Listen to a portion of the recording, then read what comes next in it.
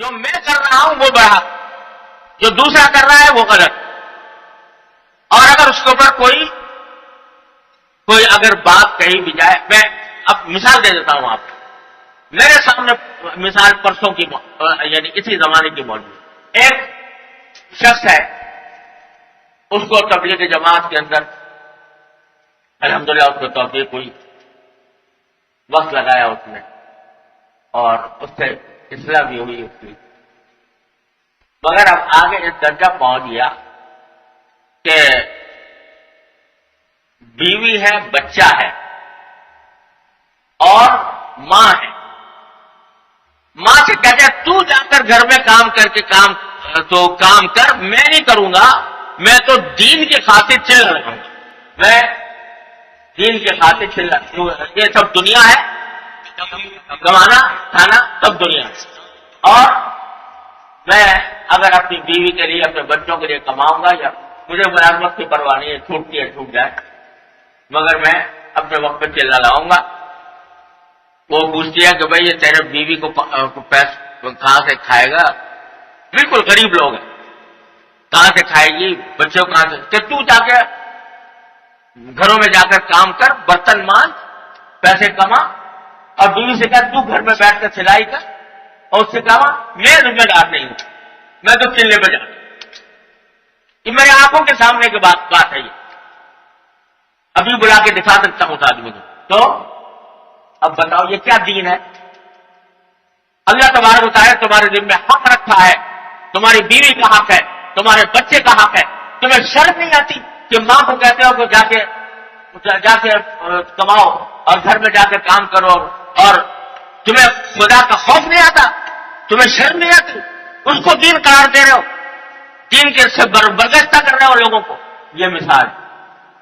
اور ایسی ایک نہیں 10 مثالیں ایسی پیدا ہوتی. اس کو میں کہہ رہا ہوں کہ جس شخص کے دماغ میں یہ خناس سما گیا ہے، وہ نکالے اس خناس کو، اور یہ دیکھے کہ وقت پر دین کا کون سا اس وقت دین کا تقاضا کیا ہے، اس پر عمل کرے. ایک رخ پہ چل کھڑا ہونا یہ نہ دین کا تقاضا ہے، اور نہ سچی بات یہ ہے کہ جماعت کے جو اکابر ہیں ان میں سے کسی کی تعلیم نہیں، کسی نے ایسی تعلیم نہیں کی، بلکہ اس کے خلاف تردید میں نے سنی. لیکن یہ جو چھٹ گئی ہے، یہ آ کر بغیر کچھ پڑھے لکھے اور بغیر کچھ سوچے سمجھے امیر بن جاتے ہیں، اور وہ دنیا کو گمراہ کرتے ہیں. تو خدا کے لیے اس بات کو سمجھو، اور اگر کوئی آدمی کہہ رہا ہو اخلاص سے، اس کو اپنا دشمن مت سمجھو، اس کو اپنا مخالف نہ سمجھو کہ آپ جو کہہ رہے ہو. اور میں نے پہلے اسی دن کہا تھا کہ الحمدللہ اللہ تعالیٰ کے فضل و کرم سے اس جماعت کا جتنا فائدہ پہنچا ہے، کسی جماعت سے اتنا فائدہ نہیں پہنچا. یہ حضرت مولانا محمد الیاس صاحب رحمۃ اللہ علیہ کے سینے کی آگ ہے، جس نے الحمدللہ پوری دنیا کے اندر ایک نور پھیلا دیا. لیکن کیا اس کا مطلب یہ ہے کہ جماعت کے تمام افراد معصوم خطا ہیں اور ان سے کوئی غلطی سرزد نہیں ہو سکتی؟ ان کے اوپر کوئی ان کی کسی غلطی کی خطا کی نشاندہی نہیں کی جا سکتی، اور اگر کوئی کرے تو وہ مخالف ہے تبلیغ کا. یہ جماعت سے خدا کے لیے ذہنیتیں ختم کرو ان کو. یہ کسی دن تمہیں فرقہ بنا دیں گی، یہ کسی دن تمہیں امت مسلمہ سے کاٹ کر رکھ دیں گی.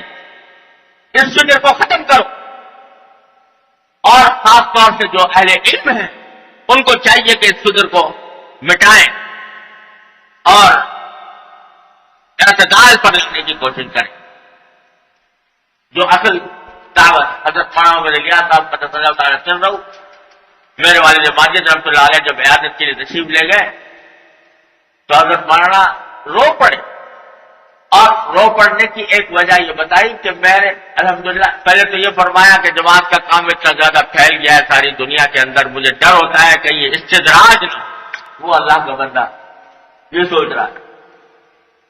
تو حضرت والد ماجد رحمۃ اللہ نے فرمایا کہ الحمدللہ میں آپ کو اطمینان دلاتا ہوں کہ استدراج نہیں ہے، انہوں نے پوچھا دلیل کیا ہے؟ تو فرمایا کہ جس شخص کے ساتھ استدراج ہوتا ہے اس کے دل پر واہمہ بھی نہیں گزرتا کہ استدراج، یہ آپ کو جو یہ خطرہ ہو رہا ہے کہ خود اس بات کی دلیل ہے کہ استدراج ہے۔ تو پہلے تو ان تسلی حضرت کو بڑی تسلی ہوئی، پھر انہوں نے فرمایا کہ مجھے یہ ڈر ہے کہ یہ جماعت عام لوگوں کے ہاتھوں میں جا رہی ہے، عوام کے ہاتھوں میں، اور کہیں ایسا نہ ہو کہ یہ غلو اور افراط میں پڑ جائے گا۔ یہ والد ماجد رسول اللہ وہ غلو اور افراط اب آنکھوں سے نظر آ رہا ہے ان لوگوں میں جو علم صحیح ہے نہیں، اور اگر کوئی ذرا سی بات کتنی ہی اخلاص سے، کتنی محبت سے، کتنے ہی پیار سے کہیں جائے اس کو فوراً مخالفت کہ یہ مخالفت ہے۔ تو خدا کے لیے اس طرز عمل سے خود بھی بچو اور دوسروں کو بھی بچو۔